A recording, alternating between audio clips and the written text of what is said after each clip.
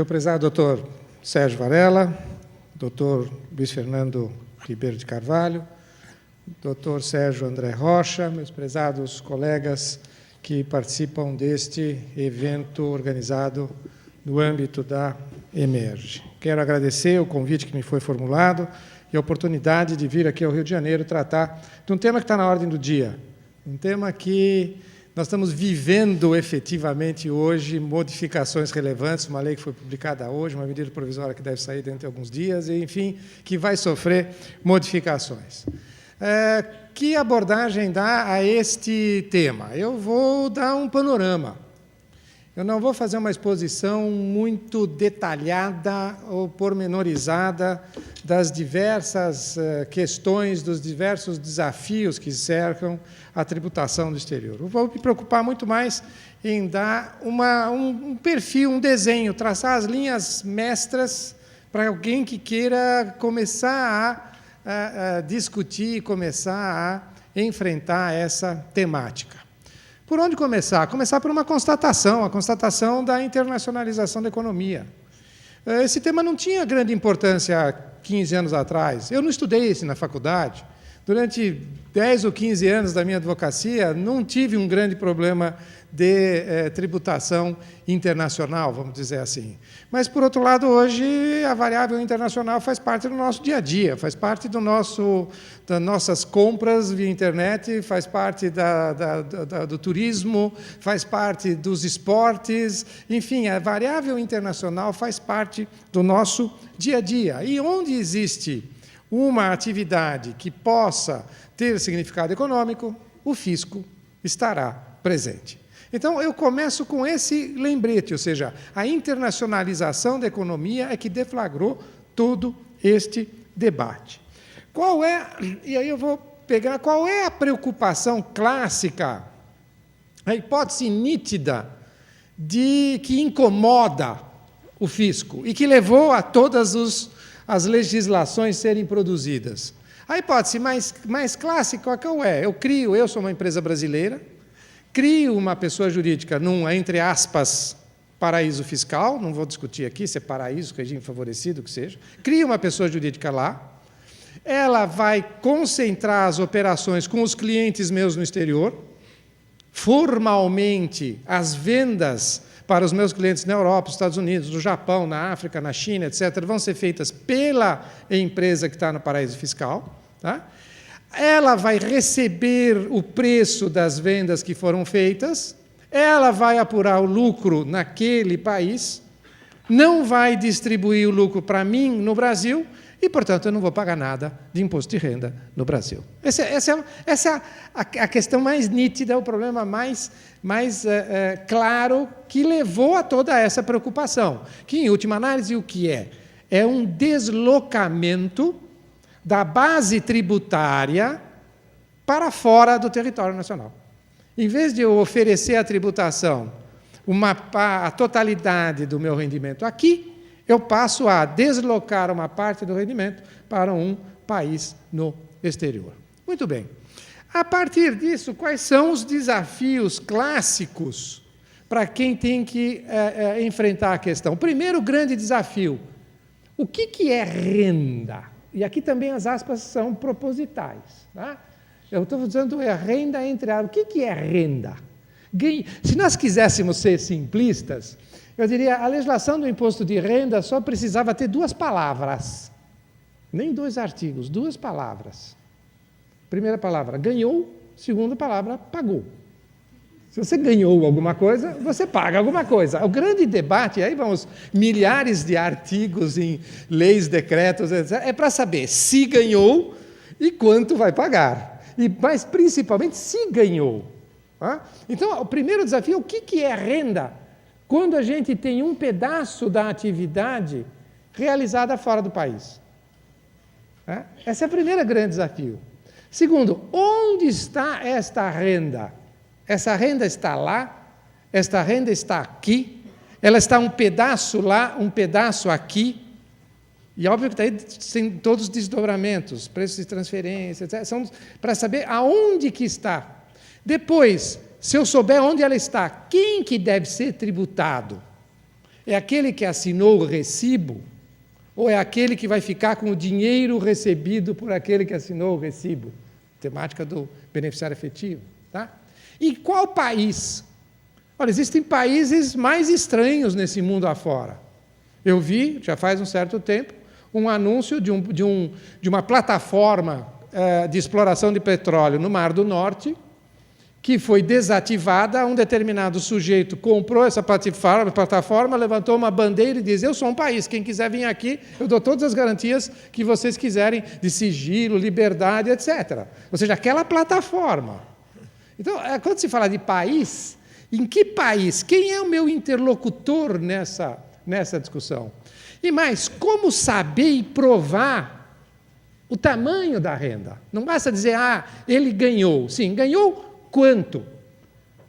Qual foi o lucro que ele teve? Qual foi o resultado que ele obteve? E mais, quais são os personagens relevantes nesse contexto, que não são apenas contribuintes. Podem ser agências, podem ser instituições financeiras, podem ser pessoas com uma vida pregressa altamente complicada. Você não sabe quem você vai ter como um eventual interlocutor num contexto internacional. Esses são os desafios. Quais são os temas jurídicos correlatos a esse debate?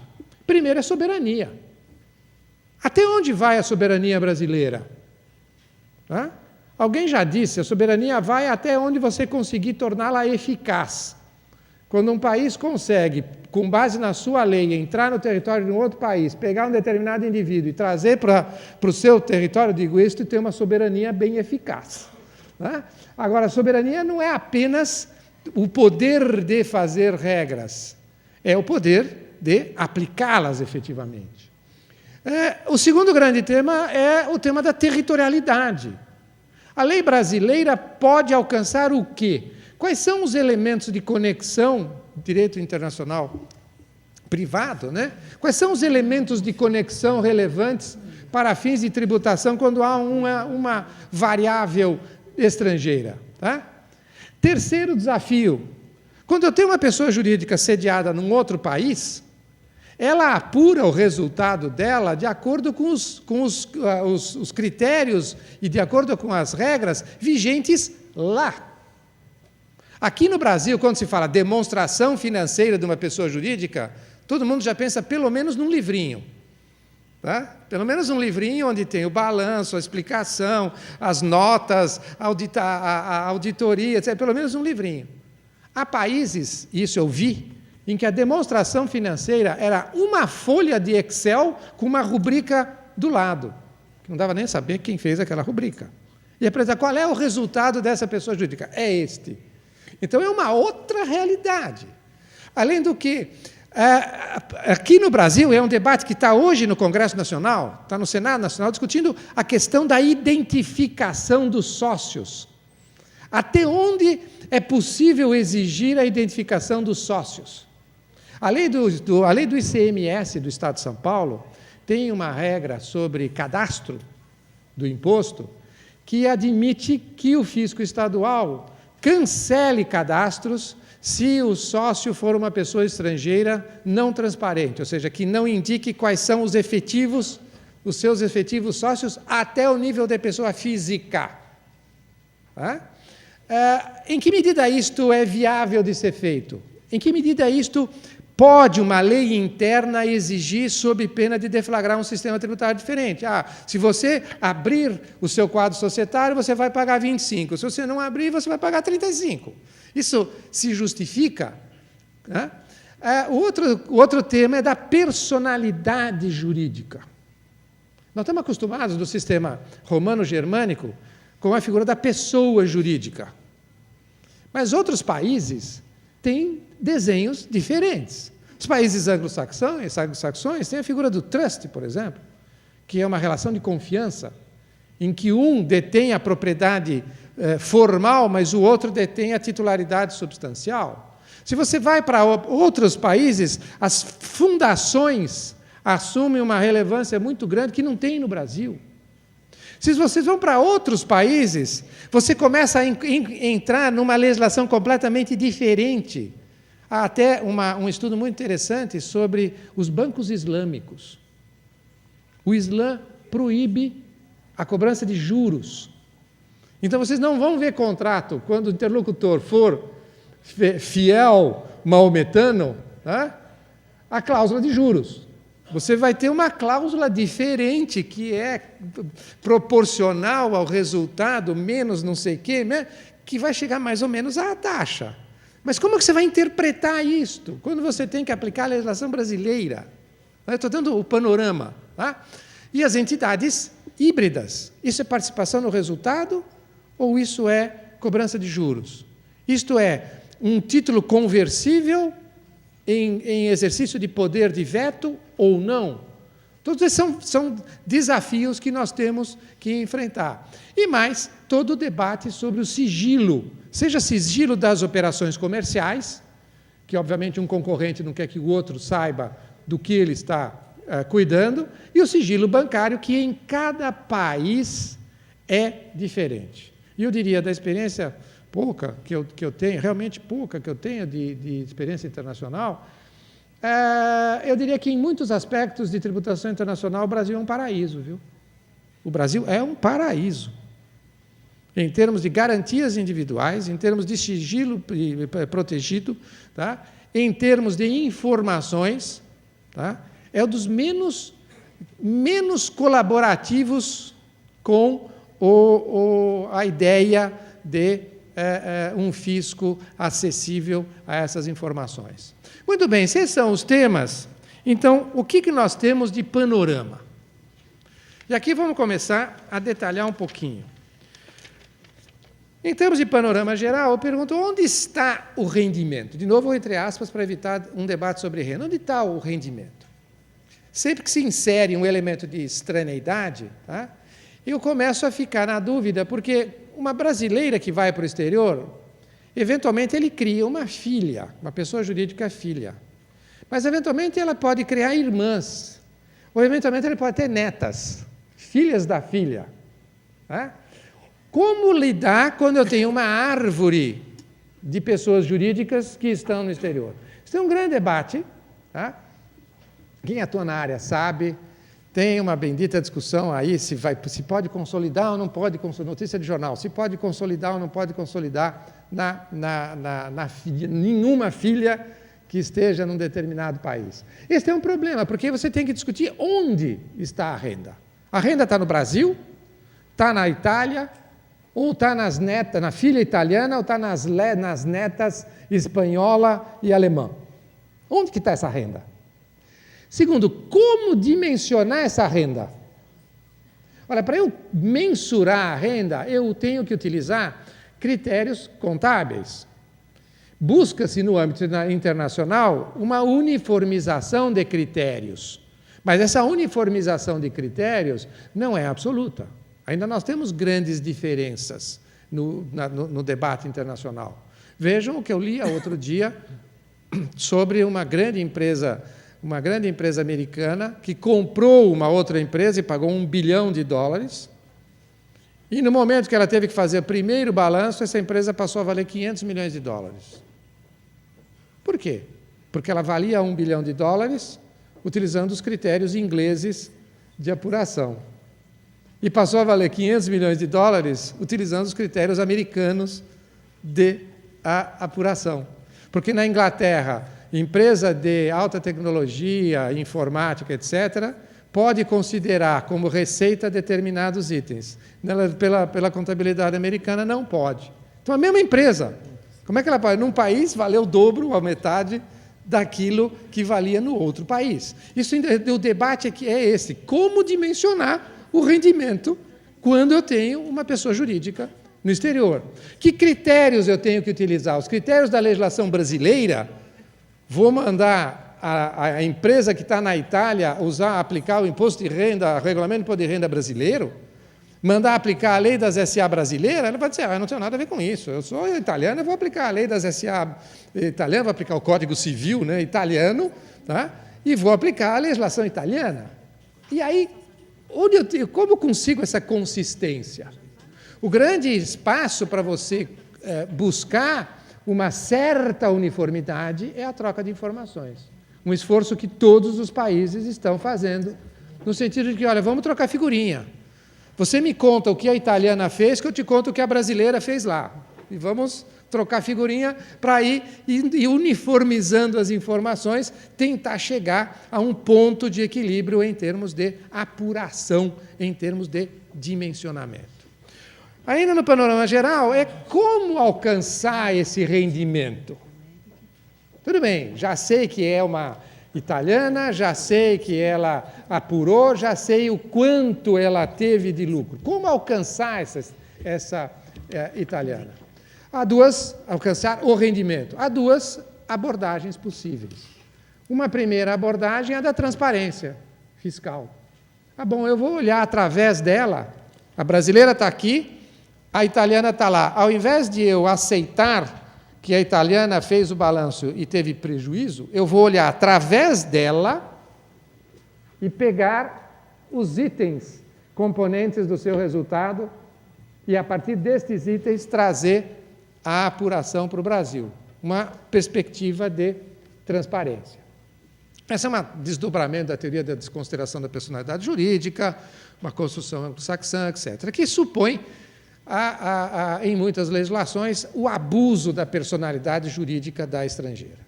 A outra abordagem possível é dizer, não, eu não quero saber o que aconteceu lá fora. Eu quero ver qual foi o reflexo na brasileira, que é também um modo de atingir o resultado da tributação. E aqui começam os complicadores. Por quê? Quando se tem que alcançar um rendimento, nós temos que passar por um debate constitucional e codificado. E aqui eu tenho que lembrar algumas coisas óbvias que às vezes passam desapercebidas. Primeiro, é de que a competência constitucional do 153, número 2, é para tributar renda e proventos. Proventos, palavra mágica.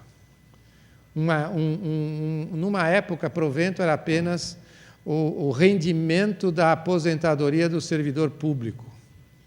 Foi chamado provento só isto.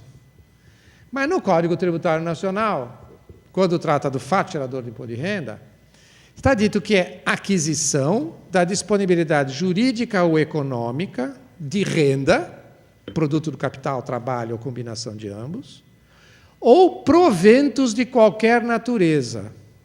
Assim entendidos, acréscimos patrimoniais não compreendidos no conceito de renda. Então, vamos esquecer a palavra provento como se referindo a rendimento de servidor aposentado.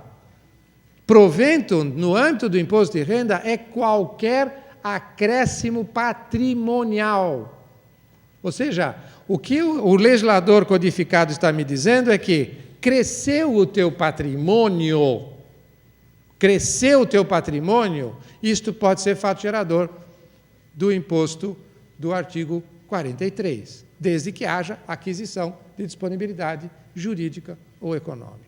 Então, por quê? Porque é muito comum nesses debates a gente lê textos onde se fala, não tem renda. E pouco se dá atenção a perguntar se existe acréscimo patrimonial. E eu estou convencido, quanto mais penso nesse tema, que o debate do lucro no exterior é menos inciso primeiro, renda, e muito mais inciso segundo, acréscimo patrimonial. Então, a pergunta que nós vamos ter que fazer logo a seguir é, no caso de uma subsidiária estrangeira, apurar um lucro, não distribuir, apurou lá, tive um lucro de 1.000, aumentou ou não o patrimônio da brasileira? Se ela remeter o dividendo, óbvio que eu tenho renda. Houve uma entrada de dinheiro. Mas o problema não é esse. O problema é quando ele mantém lá, se isto aumenta ou não aumenta o patrimônio da brasileira. Muito bem. Esse modelo do artigo 43 do Código foi alterado em 2001 12 anos que nós estamos nessa discussão, em 2001, para prever que, no caso de receita ou rendimento oriundo do exterior, a lei vai dizer o momento em que existe a aquisição da disponibilidade. Há todo um debate se o parágrafo 2º é constitucional ou não, há doutrina nos dois sentidos, e há todo um outro debate que é sobre essa disponibilidade. O que é porque o artigo 43 se refere à disponibilidade jurídica ou econômica. E a pergunta é, o que é jurídica ou econômica?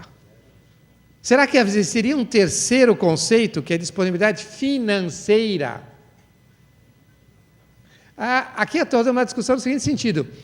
Disponibilidade jurídica é eu passei a ter um título jurídico sobre aquele objeto. Isso é disponibilidade jurídica. Disponibilidade financeira, ninguém tem dúvida que é o ingresso efetivo de dinheiro, caixa. Tá? Mas o Código não fala em disponibilidade financeira. O Código fala em disponibilidade econômica. O que é essa disponibilidade econômica? Aí a doutrina, há 30, 40 anos, está em discussão. Tá? Só que, quando se leem os clássicos do direito tributário, aquela chamada disponibilidade econômica é vista como se fosse a financeira, quando me parece que isso tem que ser melhor distinguido. Disponibilidade financeira é dinheiro em caixa. Disponibilidade econômica é aumento de patrimônio. Tá? E aqui, então, aparece toda a discussão das subsidiárias no exterior. Muito bem. Quando se fala de subsidiárias do exterior, o que nós vamos encontrar? E eu vou trabalhar em cima do modelo legislativo atual, até hoje, 10 de outubro. Tá? Talvez amanhã nós tenhamos uma medida provisória diferente, mas vou trabalhar em cima do que nós temos hoje. O grande debate é se ela não distribui o lucro. Ela operou, teve um lucro lá fora e segura o lucro lá, não distribui. Tá? Pode existir para a brasileira uma aquisição de disponibilidade a justificar uma cobrança no Brasil? Prefiro falar em subsidiária para evitar discussões. É controlada, coligada, etc. Não, subsidiária é qualquer empresa que esteja no exterior da qual eu tenha uma participação societária, ainda que não seja controle. O que nós temos em termos de discussão? A legislação vigente está aí mencionada. 9249, 9532, e que prevê a incidência nessa hipótese. A estrangeira apurou, tem lucro, e se diz, no momento em que foi apurado, a brasileira tem, na respectiva proporção, que oferecer a tributação aqui. Eu tenho 35% do capital da estrangeira, ela apurou $1 milhão, eu tenho que oferecer a tributação no Brasil, $350 mil. Ponto. De uma forma muito simples. Tem detalhes, se é 31 de dezembro, se não é. Essa é outra discussão. O modelo brasileiro alcança controladas, controle, e coligadas, participação sem controle. E alcança o lucro apurado, mesmo não distribuído, que é na proporção adicionada ao resultado da brasileira. É automática a regra e não se exige abuso de personalidade jurídica. Ainda que a pessoa jurídica seja real, efetiva, operativa, com todas as exigências para uma verdadeira vestimenta jurídica de um empreendimento econômico, ainda que ela seja real, verdadeira, aplica-se. Não se exige a ocorrência de abuso de personalidade jurídica, como alguns países assim prevêem. Muito bem.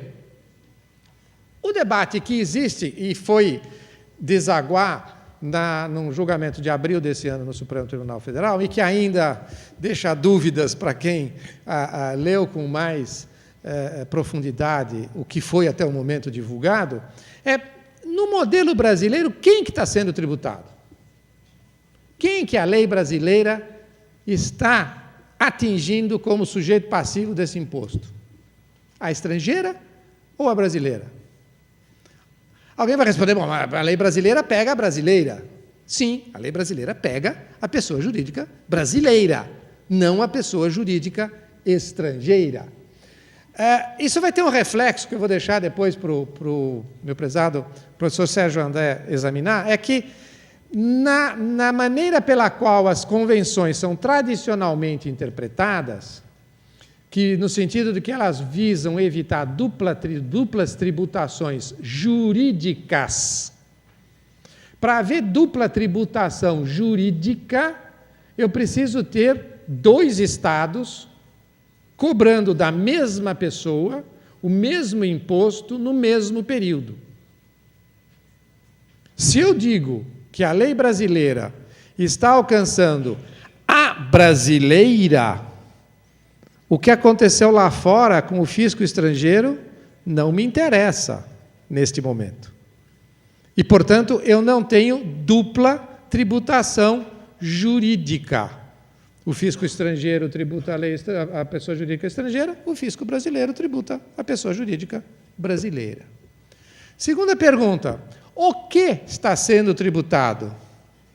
É o lucro da estrangeira que está sendo tributado, quando manda incluir aqui? Ou é o lucro da brasileira que ela obteve por intermédio da estrangeira? Se ela criou, a brasileira criou uma estrangeira na Itália. Eu uso sempre o termo da Itália. Alguém pergunta, por que você usa sempre o exemplo da Itália? É porque eu gosto, enfim, eu sou italiano também de ascendência e pronto, poderia ser qualquer outro país. Se eu tenho, isso é uma redação de uma das leis que está lá mencionada, a questão é, eu estou tributando a estrangeira, o lucro da estrangeira, ou estou tributando o lucro da brasileira obtido por meio da estrangeira? Isso muda completamente a conversa. Se eu entender que é o lucro da estrangeira, aquele lucro já foi tributado lá, ou será tributado lá. Se eu digo que é o lucro da brasileira, o fisco de lá não vem atrás da brasileira. Portanto, eu não tenho 2 cobranças da brasileira, só tenho uma. Portanto, eu não tenho um problema de convenção. Isso está em aberto. A doutrina que diz que é o lucro da estrangeira, a doutrina que diz que é o lucro da brasileira por intermédio da estrangeira. E o que está sendo tributado afetivamente? Aí vem a minha opinião. Divergimos, eu e o Sérgio André, no livro que escrevemos juntos, até fizemos um contraponto. Eu dizia, o Marco Aurélio pensa assim, o Sérgio André pensa assim e tal, para os leitores terem as 2 visões. Foi um dos poucos pontos que nós não chegamos a um pensamento comum. Para mim, o que é tributado é o acréscimo patrimonial da brasileira. E aí eu me pergunto, quanto vale a brasileira na véspera da estrangeira apurar o lucro? E quanto vale essa mesma brasileira no dia seguinte, depois que ela apurou o lucro? Vamos figurar o seguinte, o brasileiro cria uma empresa na Itália, põe 1 milhão de euros lá, capital 1 milhão. Gira 1, 2 anos, sei lá quanto tempo, a italiana, e eu tenho aqui registrado um capital de 1 milhão. Esta daí ganhou 2 milhões de euros. Portanto, lá na estrangeira tem um capital de 1, mais 2 milhões de lucro. Não distribuído, só apurado. Tá? Quanto vale a brasileira? Aumentou o valor da brasileira? Alguém vai dizer, não aumentou porque o registro contábil da brasileira continua 1. Eu diria, aumentou sim. Aumentou sim. Aumentou sim, e até ele tem um significado econômico aferível. Nessas chamadas operações de dividend washing. O que é uma operação de dividend washing? Lavar os dividendos, né? O que é lavar os dividendos? Há casos que foram já levados aos tribunais, especialmente na Itália. Uma empresa italiana tinha uma subsidiária italiana. Tá? Esta subsidiária italiana ia distribuir lucros. Se ela pagasse para a matriz italiana, tinha um imposto de renda lá de X%. Mas se ela pagasse esses dividendos para uma empresa alemã, ela não tinha esse imposto de renda. O que fez o italiano? Pegou essa participação societária que ela tinha, vendeu para um alemão, a sua antiga subsidiária distribuiu os dividendos para a Alemanha, sem imposto, e depois ele recomprou aquela participação societária. Vendeu por 3, recomprou por 1. Tá? O que ele fez? Lavou os dividendos que existiam na subsidiária e passou essa renda para a alemã. Isso é um caso de dividend washing. Esse é um caso impugnado sistematicamente quando se discute o tema no exterior. Um outro ponto interessante para ser mencionado. O Brasil é muito criticado, dizendo o Brasil criou uma coisa que não existe no mundo inteiro. Criou mesmo, é verdade. Criou. Só que agora está sendo copiado. Curioso, né? Se vocês pegarem, aqui vem o debate na Inglaterra, 2012. Se vocês pegarem a Finance Bill de 2012, a Inglaterra tinha uma regra que partia do seguinte princípio: não tributo nada do que acontecer no exterior, salvo se houver abuso da personalidade jurídica, houver fraude e assim por diante. Então, o princípio era: não tributo nada, salvo abuso. Na Finance Bill de 2012, ele muda o princípio para dizer: tributo tudo. O princípio mudou, o princípio passou a ser o brasileiro. Só que, como a nossa lei já tem 12 anos, eles aprenderam com a nossa lei e puseram um acréscimo que é muito interessante. Olha, tributo tudo, salvo um conjunto de exclusões. Deixo de fora algumas verbas, alguns itens. Tá? Então, não vamos, e aqui vem tem um artigo muito interessante do Sérgio André, publicado acho que umas 3 dialéticas atrás, ou 4 dialéticas atrás, nós temos que ter a cabeça muito aberta para discutir esses temas. Não é porque nós estamos diante de uma realidade que envolve uma variável internacional que nós devemos, pura e simplesmente, aceitar qualquer interpretação que já tenha sido feita no exterior. As interpretações feitas no exterior e em outros países são ótimas, perfeitas, utilíssimas diante da realidade deles, que pode coincidir ou não coincidir com a nossa realidade, boa ou ruim que ela seja. E nós temos que ter o preparo, e insisto muito nesse ponto, nós temos que exercer um dos direitos fundamentais do ser humano, que é a liberdade de pensamento. Nós temos que criar interpretações, soluções, respostas para superar os desafios que nós temos, tá? Que são os nossos. E não temos que, pura e simplesmente, admitir ou transplantar, a OCDE decidiu desse jeito. Bom, a OCDE é a OCDE, nós não fomos parte da OCDE. Até hoje nós não somos parte da OCDE. Claro, a experiência é boa, é útil para enriquecer o nosso debate, mas a solução somos nós que temos que construir, pelo bem ou pelo mal, pela nossa responsabilidade que cabe a todos que operam nesse campo. Mas há objeções apresentadas ao modelo brasileiro, eu vou indo para o final. Sim, alguns dizem, mas não está contabilizado na brasileira. É verdade, esse ganho não está contabilizado, é verdade. Mas nem tudo que existe, nem tudo que tem valor econômico, nem tudo que pode ser objeto de direitos e interesses, e nem tudo que até pode ser vendido, está contabilizado. Exemplo, fundo de comércio. Eu posso ter um fundo de comércio gerado internamente que não está escrito em contabilidade nenhuma. E hoje eu posso vender o fundo de comércio, está na lei das SA. Segunda a objeção, eu estou tributando equivalência patrimonial, que no Brasil não é tributada.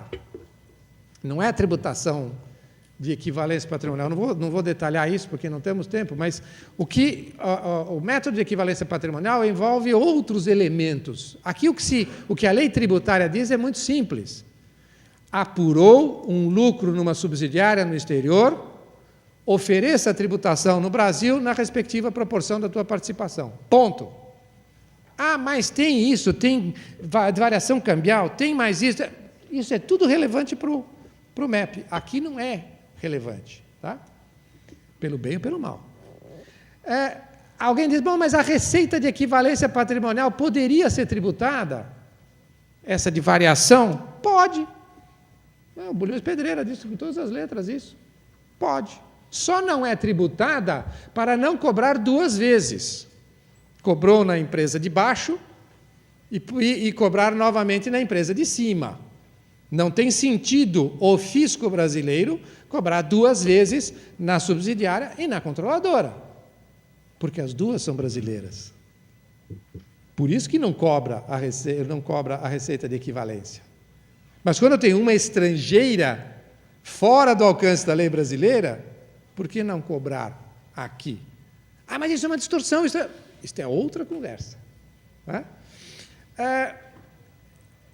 Dentre as objeções, mas isso é tributar um rendimento sem realização, sem dinheiro.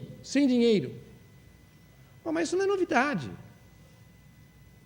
No Brasil, eu tenho vários exemplos de tributação dentro do imposto de renda sem realização. Basta ver a marcação a mercado, se eu quiser tributar a marcação a mercado dos papéis de aplicação financeira. A data de valor na curva do papel no encerramento do período. Eu posso tributar reavaliações espontâneas. Não tem realização, não tem dinheiro. Não preciso ter dinheiro para ter fato gerador do imposto de renda. Tá? Porque ainda que não seja renda, será um aumento patrimonial. Pode ser o melhor critério, não ser o melhor critério, mas, a meu ver, não está fora da moldura da Constituição e do CTN. Agora, uma crítica tem que ser feita com todas as letras. São 12 anos e nós ainda não temos, por parte do governo federal, uma definição de uma política pública. O que o país quer em termos de internacionalização das suas empresas? Ele quer gerar superávit primário? Ele quer equilibrar a balança do pagamento? Ele quer garantir o emprego no Brasil? O que ele quer como país? E quando nós não temos uma definição de uma política pública com clareza, a Receita Federal vai arrecadar. Ponto. Ponto. Tá? Então, a cobrança que deve ser feita, muito mais do que uma norma tributária, é uma definição de uma política de governo. Qual é a diretriz? Porque se eu quero proteger o emprego no Brasil, eu quero que os investimentos fiquem aqui. Portanto, eu não vou aliviar a tributação do que acontece lá fora. Se eu quero melhorar a balança de pagamento, eu vou facilitar as exportações e, portanto, gerar mais rendimento que ingresse divisas. Ou seja, isto é que nós não temos e já se passaram 12 anos. Isto faz muita falta, porque o direito tributário deve ser fundamentalmente um instrumento de uma política pública, não um mero instrumento de arrecadação. Ele tem que ser o meio de viabilizar algum objetivo qualificado como relevante pela sociedade brasileira. O que nós tivemos, então, aqui para encerrar, em abril deste ano, eu trabalhei com o informativo e com o site do Supremo, que até anteontem, quando foi atualizar as minhas anotações, é o que consta. Mas o ministro disse isso. Advogado gosta de ler acórdão publicado. Não tem ainda acórdão publicado. O que nós temos? Esta ADIM, proposta pela Confederação Nacional da Indústria, de 2001, conforme a decisão que está no sítio do Supremo, o que eu tenho? Ele diz, o artigo 74, que é aquele que define o momento em que tem que tributar no Brasil, não se aplica a empresas, isso é transcrição, hein? Coligadas, localizadas em países sem tributação favorecida, não paraísos fiscais. Então, o que ele está dizendo? É inconstitucional, no caso de uma coligada que está na Itália, que não é paraíso fiscal, coligada que está na Itália, é inconstitucional querer transplantar para o Brasil o lucro dela. E o referido dispositivo se aplica às empresas controladas, localizadas em países de tributação favorecida ou desprovidos de controles societários e fiscais adequados. Entre aspas, paraísos fiscais assim definidos em lei. Isso é transcrição. Agora, note que ele jogou com coligada e controlada. Só que não são dois termos. Ele esqueceu, pelo menos não sei, na tira de julgamento, não consta, mas ele esqueceu que não são dois termos, são 4 termos, né? Coligada e controlada dentro de paraíso, coligada e controlada fora de paraíso. E se pronunciou dizendo coligada fora é inconstitucional, controlada dentro é constitucional. E as outras 2 hipóteses? Nas outras 2 hipóteses, eu não encontrei em nenhum lugar escrito que tenha havido quórum para declarar a inconstitucionalidade da lei. E na medida que nós estamos no bojo de uma ADIM, e não houve quórum para declarar a inconstitucionalidade da lei, prevalece a presunção de constitucionalidade. E pela presunção de constitucionalidade, resumo da ópera, incide em controlada dentro e fora de paraíso, e incide em coligada dentro de paraíso. Aparentemente, o que alguns contribuintes acharam que tinham ganho, na realidade, de 4, perderam 3. 3 das situações foram mantidas pelo Supremo. Essa discussão terminou? Eu diria, ainda não. Porque, e se houver uma convenção?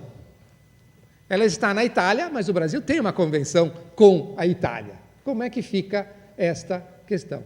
Mas essa parte eu deixo para o professor Sérgio André enfrentar. Muito obrigado.